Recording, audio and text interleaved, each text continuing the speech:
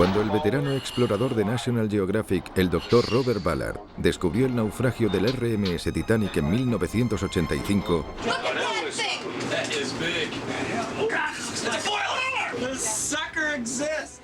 abrió un nuevo capítulo de un apasionante libro que no hemos logrado terminar en más de 100 años. El barco de los sueños yace en el fondo del océano, pero mantiene una estela de especulación e intriga. El último capítulo es un tira y afloja internacional sobre el destino de una enorme colección de objetos, pertenencias y las últimas esperanzas de vida de las almas que se perdieron con el barco. Cuando encontraron el cuerpo de Isidore, descubrieron un medallón con las iniciales IS, de Isidore Straus. Este es el objeto más valioso de mi vida. Pero la historia es aún mayor que el futuro de estas posesiones de incalculable valor. Hoy en día, el destino de los objetos es incierto, pero también lo es el destino del Titanic, que sigue en el fondo del océano.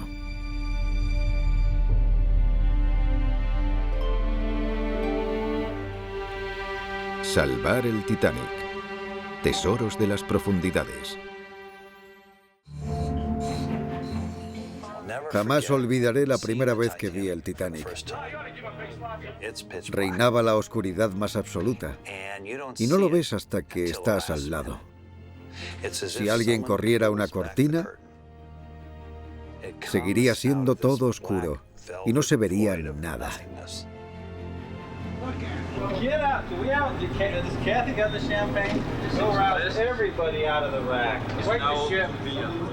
En ese momento había dos personas dentro de mí.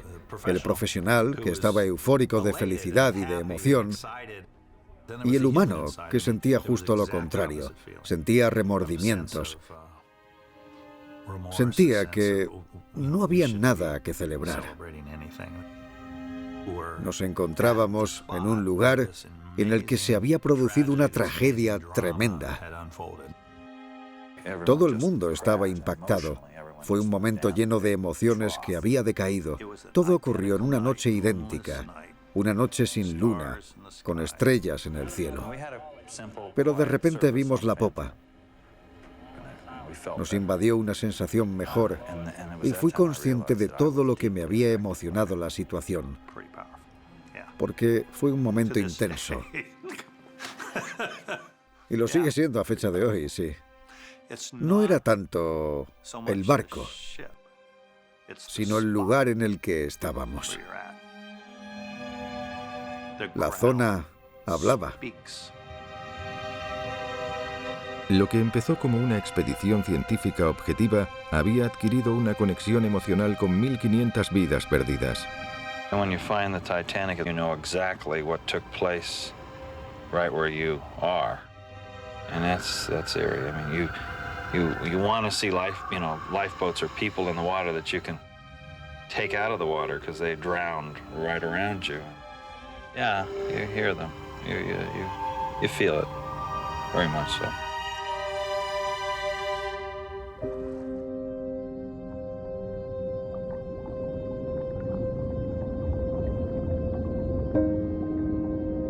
En esta tumba, en las profundidades del mar, los objetos más habituales adquieren un significado inusual.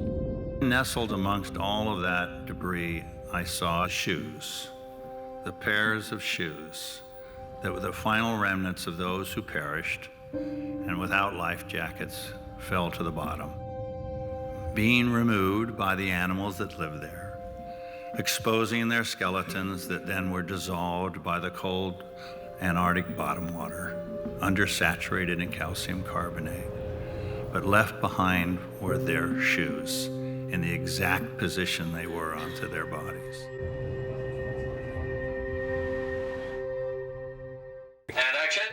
El veterano explorador de National Geographic y el galardonado director de cine James Cameron comparten lo que vivió Ballard cuando encontró los restos de las vidas perdidas. Encontramos un par de zapatos de mujer. Sí. Y al lado había unos zapatos de niña. Y eran de unas personas. Siempre había dos. Y también un espejo de mano. Sí. Y al lado, un peine. Me la imagino sujetando el espejo mientras su madre le peinaba el pelo. Eso es el elemento humano. Es lo que toca a la gente, es lo que viven. Es increíble.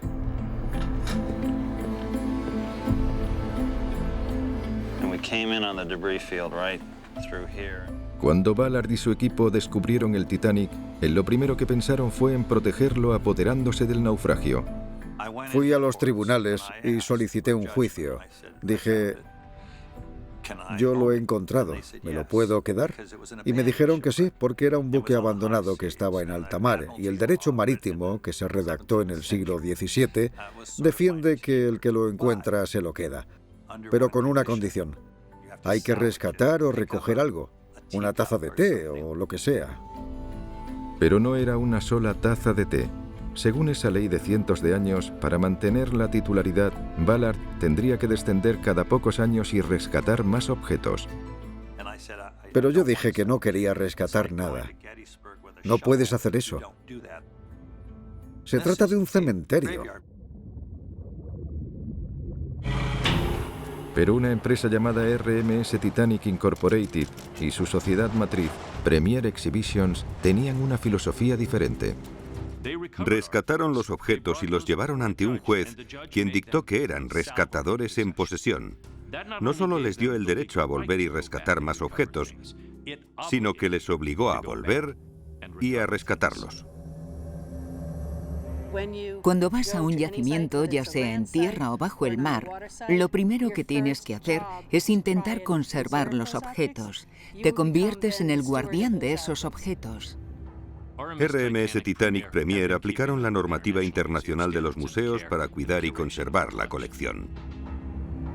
Durante las siguientes décadas, RMS Titanic ha rescatado y conservado legalmente más de 5.500 objetos de la zona del naufragio.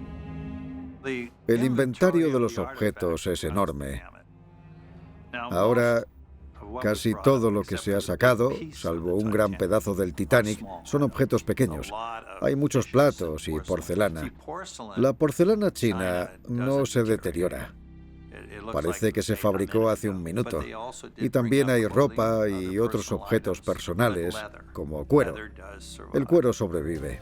Aquí hay un zapato hecho con cuero. Es un zapato de hombre. No sabemos quién era el dueño de este zapato en concreto, pero es uno de los 10 zapatos o así que estaban dentro de un estuche de cuero. Nuestra labor consiste en cuidar los objetos que se han recuperado para poder seguir contando la historia del Titanic, de las personas que los tenían y de las personas que las usaron para así seguir recordando su legado.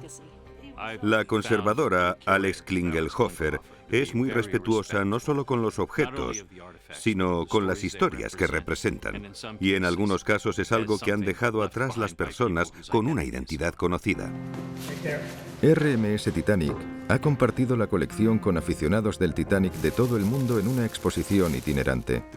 Las exposiciones del Titanic han sido un tema controvertido desde la primera que se organizó, pero las personas que han visitado alguna de estas exposiciones han conectado mucho con el Titanic.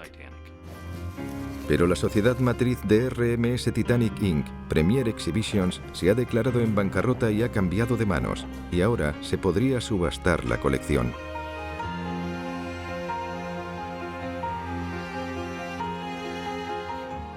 El futuro de objetos es una mera especulación.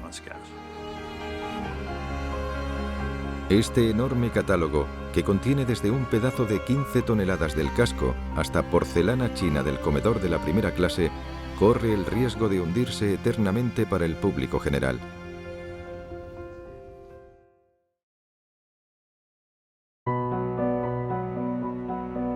El futuro de una colección de miles de pertenencias recuperadas del naufragio del Titanic, valoradas en $20 millones, actualmente está en el limbo. Mientras Premier Exhibitions estaba en el Tribunal de Quiebras, dos grupos pugnaron por el control de su catálogo. Una coalición de museos británicos y un grupo de accionistas de Premier, junto a otros inversores. La idea de la coalición de museos era llevar la colección a Belfast, el lugar de construcción del Titanic. La historia del Titanic comienza en Belfast. Allí había una comunidad de astilleros que construyeron algunos de los barcos más grandes del mundo. Hace 100 años, este dique seco era el más grande del mundo y construyó un tipo de transatlántico épico y nuevo. Aquí, miles de personas fabricaron los objetos móviles más grandes de la historia hasta el momento. Aquí empezó todo. Aquí es donde se construyó el Titanic antes de realizar el viaje inaugural y queremos terminar ese viaje y traer de vuelta los objetos. We have to try and intervene here. This is the one opportunity to make sure that the right thing is done. And this collection is not just preserved as a collection, but is brought into public ownership so that it will remain here in perpetuity for generations to enjoy and thus protected for all time. La última sentencia de los tribunales ha permitido que la colección siga en manos de los accionistas de Premier Exhibitions. No sabemos qué pretenden hacer los principales accionistas de Premier con el Titanic. No lo sabemos y tenemos miedo. Algunos temen que puedan vender toda o parte de la colección a un parque temático del Titanic que se construiría en China. Existe la preocupación de que los objetos se puedan llevar a China y una vez allí, al margen de la legislación estadounidense, se puedan vender. O que se queden con todo. No se puede garantizar, pero es una preocupación que ya se ha manifestado. Mientras la batalla por el destino de los objetos se muestra públicamente, Bob Ballard cree que el valor real se encuentra en los corazones de los descendientes de sus propietarios, sobre todo en Belfast, donde se construyó el Titanic. Al fondo del dique vi esta pared de acero y eso me hizo recordar la primera vez que vi el Titanic. Fue una especie de flashback al momento del descubrimiento. Estaba construido con el mismo acero y los mismos remaches. Así era el lateral del Titanic. Esto es lo primero que vi cuando encontré el lateral del barco. Y fue algo monumental, porque no se puede ver mucho debajo del océano. Y había que explorar esta enorme parte de nuestro planeta solamente con una linterna. Y cuando por fin lo alumbras, ves todo de manera repentina. La realidad me habla más que cualquier otra cosa. Pero los remaches y el acero solo son parte de la historia del Titanic.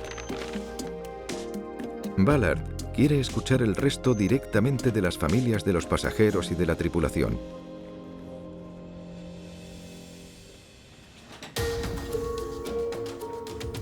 Para localizarlos, recurre a una red internacional de investigadores, incluyendo a un fanático del Titanic que colecciona más que objetos, colecciona pasajeros. Tengo a todas las 2.208 personas que aparecían en el listado del Titanic. Sus certificados de nacimiento y de fallecimiento, sus testamentos, sus papeles de inmigración, sus pasaportes. El interés de Phil Gagwan por el Titanic comenzó desde muy pequeño. Recuerdo perfectamente que mi madre decía: ese barco se hundió hace 50 o 60 años. ¿Por qué nos importa ahora? Y yo quería saber por qué algunas personas sobrevivieron y otras perdieron su vida. La investigación de Gagwan ofrece información sobre los trabajadores encargados de garantizar que el viaje inaugural saliera bien, como Artie Frost, un experto en coordinación naval. Su nieto, Ian Frost, sigue custodiando sus herramientas de trabajo. Este silbato era una de las cosas más útiles. Si querías captar la atención de alguien para hablar con esa persona, lo soplabas. Porque si gritabas, no te iba a escuchar. Y sigue funcionando. Voy a soplar. Escuchad. ¿Veis? En 1912, Artie Frost rebosaba felicidad cuando supo que zarparía en el primer viaje del Titanic. Mucha gente habría querido haber estado allí. Artie compartió las buenas noticias con su familia en esta postal que conserva su nieto. Esta es la postal que mi abuelo, Artie Frost, le envió a mi padre, Stanley, justo antes de subirse al Titanic en Southampton para zarpar. Decía: ¿Te gustaría pescar en este muelle? Y esta es la imagen del muelle de Southampton en el que estaba anclado el Titanic. Es lo último que la familia supo de él. Esta postal. Nunca volvieron a saber de él. Sí, esa es la realidad. Sí.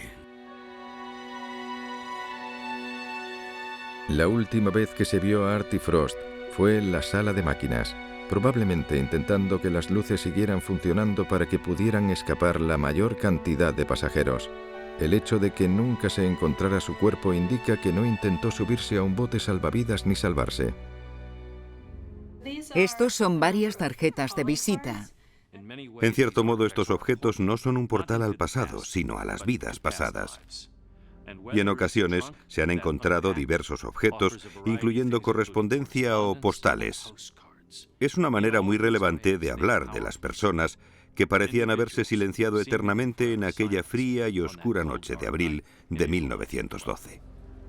La historia del Titanic es el tema central. Todos estos elementos, la época eduardiana, la riqueza que iba a bordo, la gente importante de la época.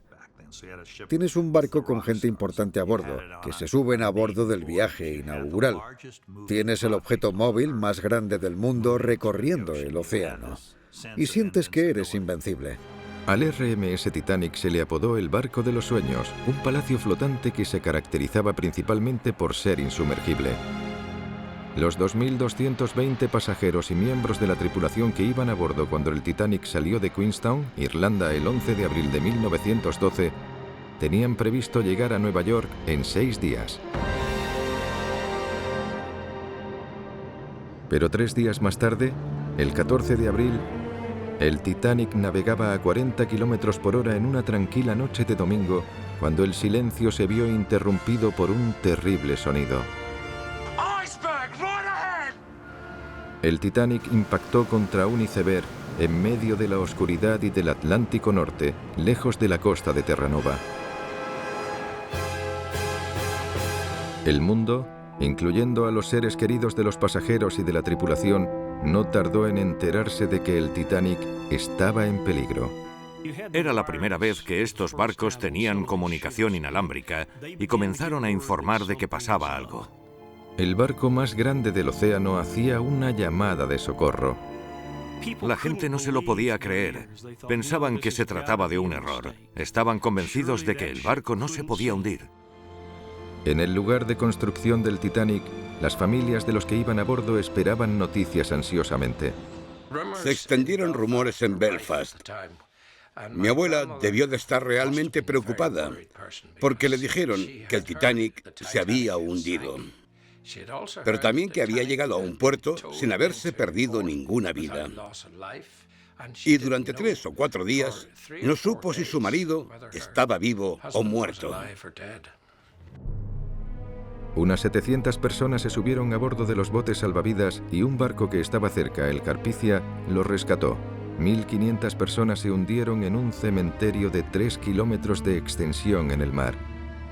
Desde que Robert Ballard descubrió el naufragio, muchas personas no han podido resistirse a verlo y a tocarlo por sí mismos.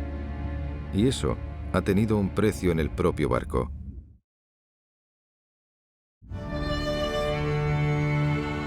En los años posteriores al descubrimiento del hundimiento del Titanic, las expediciones de rescate han retirado objetos de la zona y el comercio turístico ha puesto en peligro el propio barco.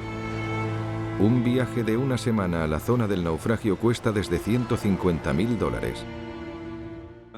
Se siguen intentando organizar tours hasta el Titanic y estoy seguro de que se seguirán haciendo porque la tecnología lo pone cada vez más fácil.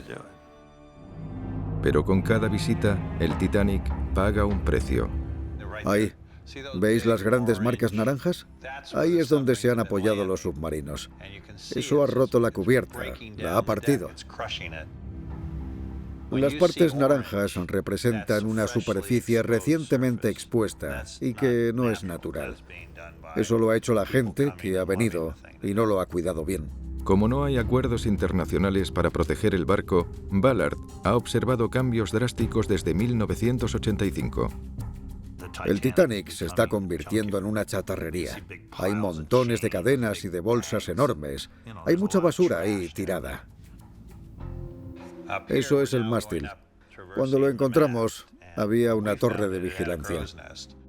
Las primeras veces que Ballard se sumergió, grabó la torre de vigilancia desde la que el vigilante de 25 años, Frederick Fleet, divisó el iceberg contra el que impactaron. Ahora, este icónico trozo de la historia ya no está. Y con ello, se ha ido un impactante símbolo del legado del Titanic y un memorial de la vigilancia por salvar el barco del desastre. Es muy triste cuando ves el daño que han provocado los submarinos. Hemos abierto la caja de Pandora. Pero gracias a los objetos que legó el fatídico barco, hay historias que sobreviven en las memorias de sus descendientes. Como la nieta de la insumergible Molly Brown. Margaret Brown, o Molly Brown como la conoce el mundo, fue una persona peculiar.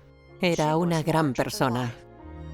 Molly ayudó a subir a mucha gente a los botes salvavidas y a mantener el estado de ánimo en el Carpathia. Era inteligente. Tenía una inteligencia emocional para leer las situaciones y eso me gustaba mucho.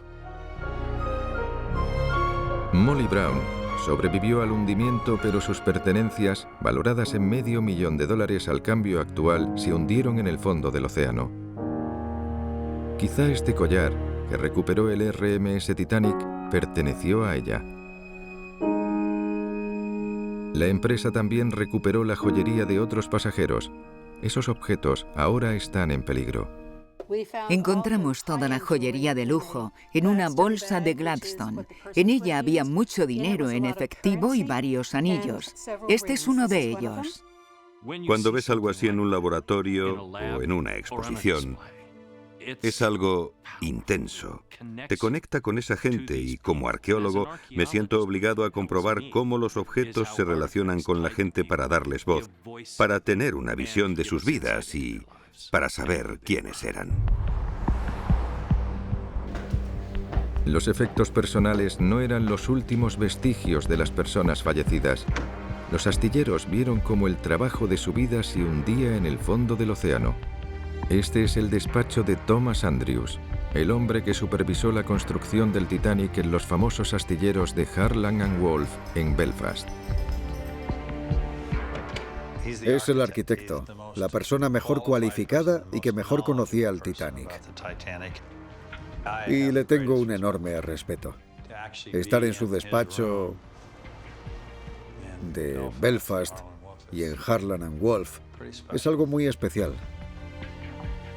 Pero que muy especial. Me lo imagino aquí, trabajando sin cesar, mientras analizaba los planos. Y si veía algo mal, lo corregía. Probablemente aquí tuviera un bolígrafo para tomar notas antes de enrollar y llevarse los papeles. Thomas era una eminencia en auge que se encargaba de diseñar nuevos transatlánticos. Todos querían a Thomas Andrews. Lo llamaban Tommy. Era muy agradable. Se paseaba por el astillero, hablaba con los demás trabajadores, les escuchaba y trataba de ayudarlos. Bob Ballard está reconstruyendo la historia de Andrews con la ayuda de la Sociedad del Titanic en Belfast. Y ha venido a Comber, el lugar de nacimiento de Andrews, para conocer a su nieto John Andrews. La tecnología y el astillero que se utilizaron eran totalmente vanguardistas. Sí, era la cumbre de la tecnología en el momento más álgido del Imperio Británico. Fue una época emocionante y Belfast estaba a la cabeza. Me imagino lo que Thomas Andrews tuvo que sentir la primera vez que la gente se subió a bordo. Debió ser una sensación de satisfacción tremenda, porque nunca se había hecho algo igual. Y el hecho de haber concebido, diseñado, construido y terminado ese producto tuvo que ser el clímax de toda su vida. Y ahora honramos su mayor logro, no solo de un hombre, de Tommy, sino de todos sus compañeros. Cuando impactaron contra el iceberg, el capitán Smith llamó a Thomas Andrews. El capitán le pidió que fuera debajo de las cubiertas y que evaluara el daño que había sufrido el barco, que conocía también. Y cuando fue allí, caminó por los camarotes y volvió al puente para decirle al capitán que se iba a hundir. Según los supervivientes, Thomas Andrews, al igual que otros muchos integrantes de la tripulación, dio prioridad a los pasajeros. Thomas Andrews intentó ayudar a sacar los chalecos salvavidas. Hay un testimonio que asegura que le dijo a una mujer: "Este es tu chaleco salvavidas, cógelo y vete". No intentó salvar su vida. Se vio a Thomas Andrews en la sala de fumadores mientras se alejaba. Estaba pasando junto a un gran cuadro que había sobre la chimenea, y allí se le perdió de vista. Renunció a su vida. Ni siquiera se preocupó por ponerse un chaleco salvavidas ni por subirse a bordo de un bote. La última vez que se le vio estaba admirando su barco y murió en él. El cuerpo de Andrews se perdió junto con el de cientos de personas más. Esta no es la historia de un barco, sino que es la historia de un pequeño grupo de personas que, en su mayoría, murieron en una sola noche. En 1912, las familias de las víctimas propusieron expediciones para localizar el naufragio, y a medida que fue mejorando la tecnología de las profundidades marinas, el Titanic siguió en paradero desconocido hasta que Bob Ballard llevó a cabo una búsqueda perfecta. Tuvo un golpe de suerte y recurrió a una pista de un superviviente del Titanic.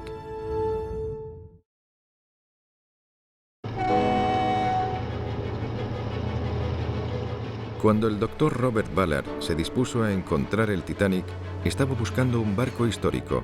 No era consciente de que se estaba embarcando en un viaje emocional. Y la pista crucial se la dio uno de los supervivientes del Titanic, el pasajero Jack Thayer.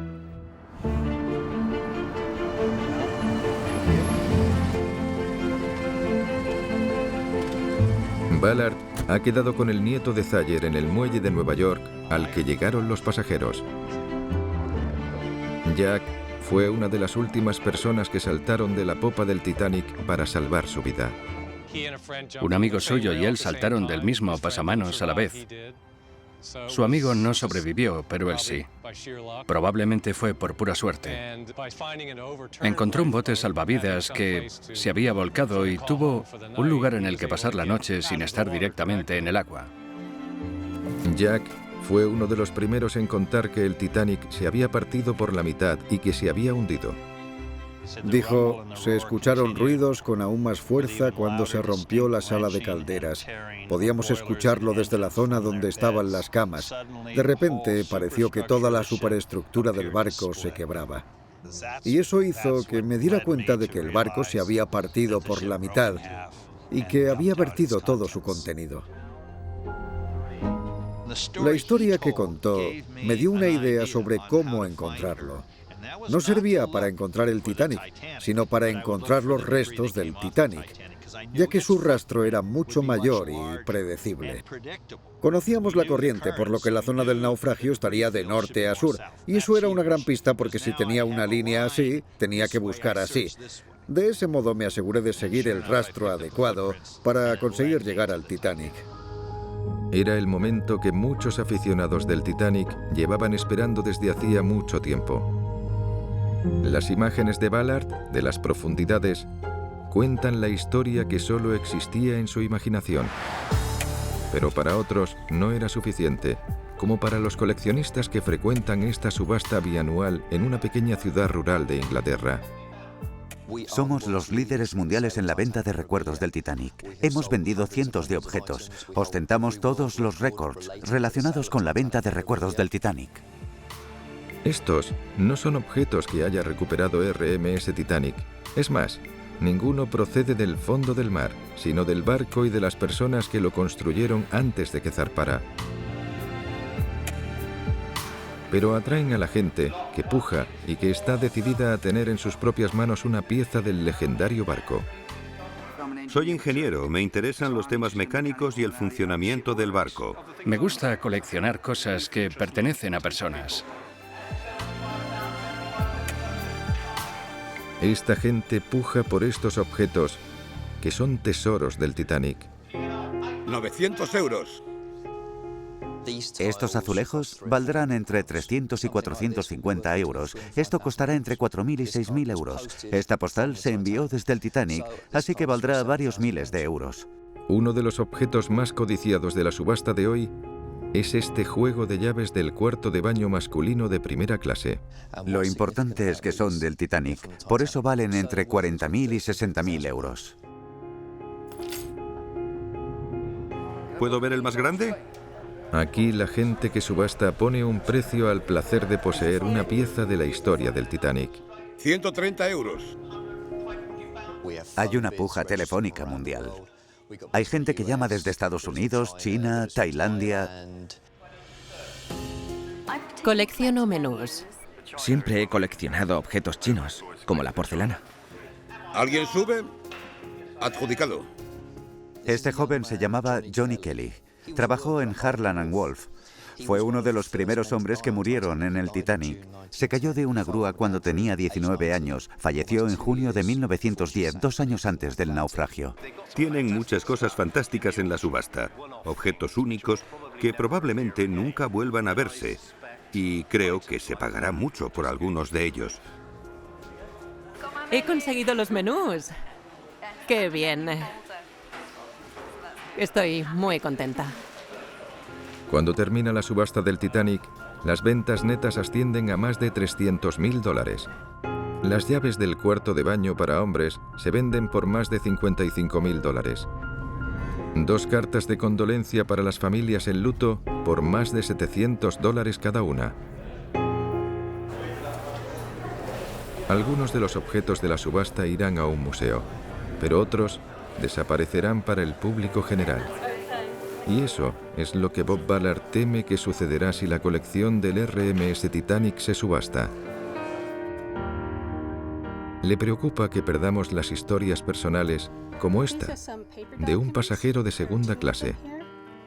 Esto, tal y como puede verse, es una declaración de intenciones. En ella se dice que Franz Polbaum, un maquinista de 27 años, quería ser ciudadano estadounidense. Lo llevaba consigo, junto con todas sus pertenencias, su ropa, sus herramientas, su diccionario de alemán-inglés. Franz Polbaum nunca tuvo la posibilidad de utilizarlos. Hay un cierto número de personas que estaba en ese barco porque quería comenzar una nueva vida y formar parte del sueño americano. Un sueño americano que Franz Polbaum no lograría cumplir. Al descubrir historias como las de Polbaum, el drama del Titanic sigue presente, pero al recuperar posesiones personales como estas, se abre un acalorado debate. Hay algunas cuestiones filosóficas. ¿Tú, yo u otra persona tenemos el derecho a comprar algo personal? ¿Tenemos el derecho a comprarlo y a conservarlo? El Titanic es un museo en el fondo del mar. Un museo que tiene las puertas abiertas. No hay ningún cerrojo ni vigilantes.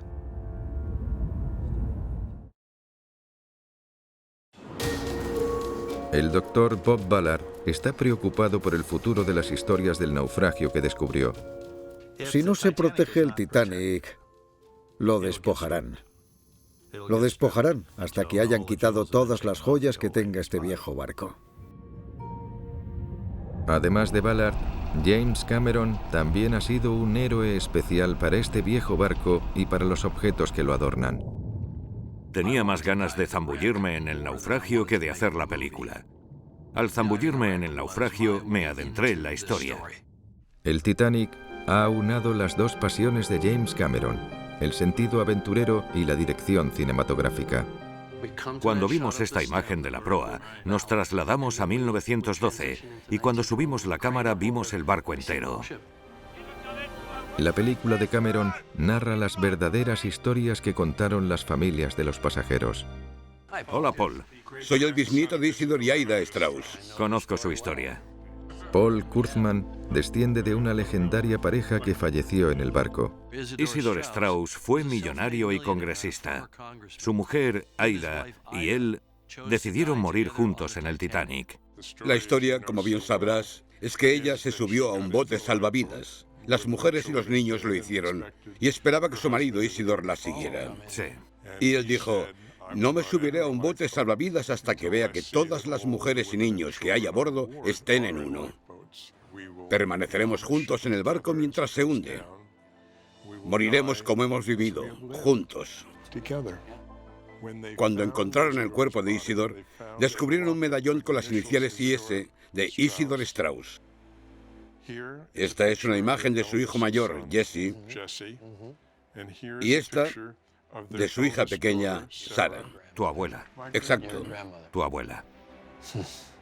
Por eso lo llevaba tan cerca del corazón. Este es el objeto más valioso de mi vida. Qué bonito, qué bonito. Al arqueólogo y doctor James Delgado le impactó la desgarradora historia de amor de los Straus al conocerla. Recorrieron la zona, vieron el bote salvavidas número 8 y se dieron la vuelta.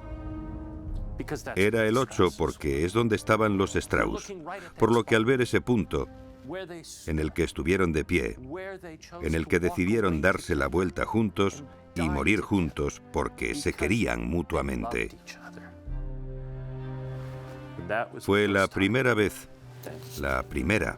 que lloré junto al Titanic. James Cameron sigue buscando junto a su equipo momentos de conexión con el barco. Algunos los llaman cariñosamente titaníacos. Bill Soder es el antiguo director de investigación de la colección de objetos de RMS Titanic Inc., la misma colección que se declaró en quiebra. Lo que siempre recordaré de los objetos del Titanic hasta el día en que me muera será cuando sacamos los viales de perfume de Saffel. Adolf Saffel era un comerciante de perfumes de primera clase. Sobrevivió al naufragio, pero sus viales de perfume se hundieron con su bolso. Cuando recuperas algo del Titanic, está húmedo, oxidado y podrido, y el olor que tiene es desagradable y fétido. Sabes que se trata de una especie de muerte que nunca has experimentado. Y en el laboratorio huele muy mal, pero de repente alguien abre su bolso de cuero, y emana una fragancia celestial. Un toque floral, afrutado y maravilloso. Es la mejor experiencia de tu vida. Es una experiencia increíble. Es como si, de repente, la fragancia del paraíso entrara y recorriera la sala. Y en lugar de estar rodeado de objetos muertos,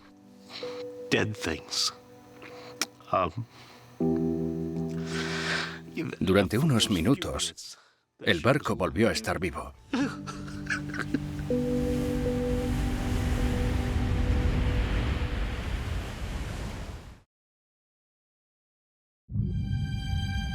Los objetos son la ventana a la vida en el Titanic que cuentan las historias de los pasajeros y la tripulación.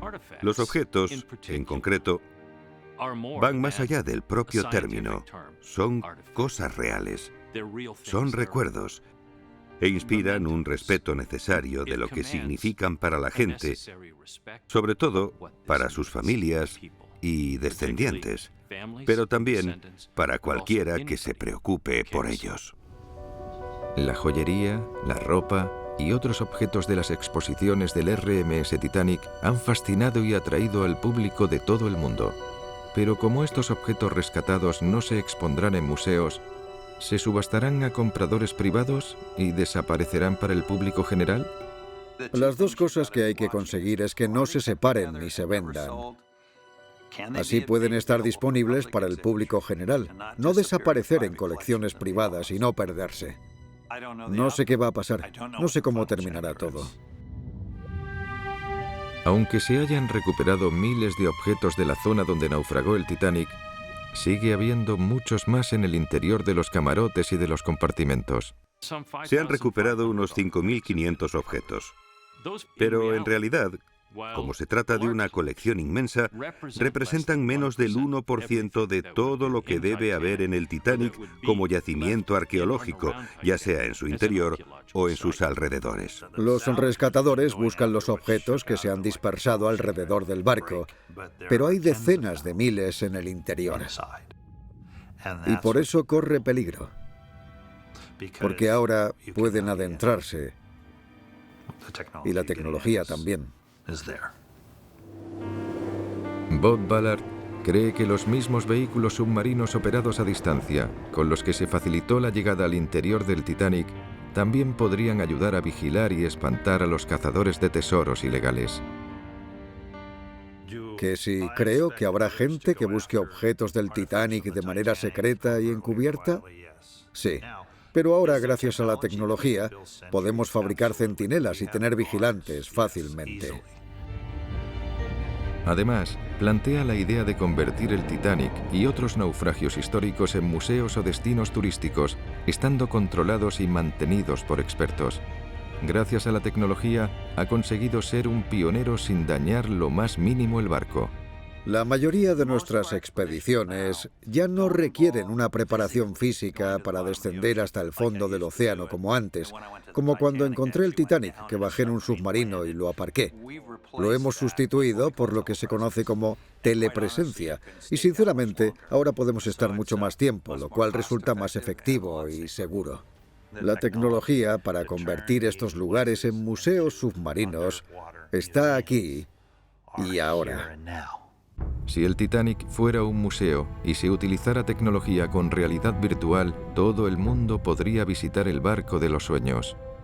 Cuando te desplazas sobre esas cubiertas silenciosas, prácticamente te puedes imaginar una multitud de gente apiñada y llorando cuando los botes se llenaban y se daban cuenta de que no había espacio para todos. La historia del Titanic estará presente en nuestro corazón y nuestra imaginación. ¿Por qué la historia del Titanic sigue presente más de 100 años después? Porque se trata de una historia humana. Cualquier persona que la escuche, la lea o la vea, puede imaginarse a esa gente ante la situación más difícil de todas, decidir si vivirían o morirían, y si morían, ¿cómo sería su fin? El Titanic realmente nunca nos ha abandonado, o quizá nosotros nunca hayamos dejado solo el Titanic. Es una tragedia, un misterio, una historia admonitoria. Nos recuerda que somos mortales y que podemos cometer errores. Fue un ejemplo clásico de que aunque nos consideremos seres superiores, en realidad no lo somos.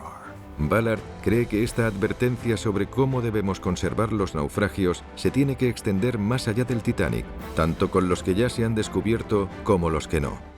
La ONU calcula que se han producido 3 millones de naufragios en toda la historia. Es decir, que la época de exploración no es cosa del pasado, sino del futuro. El Titanic siempre será una estrella entre los naufragios y desempeñará un papel especial. El Titanic, como uno de los naufragios icónicos, ha representado más que un mero hallazgo. Ha sido un aviso a la sociedad sobre cómo debemos tratar este tipo de yacimientos en el futuro. El mundo espera el siguiente capítulo de la historia de este legendario barco y del destino de las preciadas posesiones de sus pasajeros, con la esperanza de que nunca termine. El futuro del Titanic, si se gestiona adecuadamente, puede durar muchísimo más tiempo.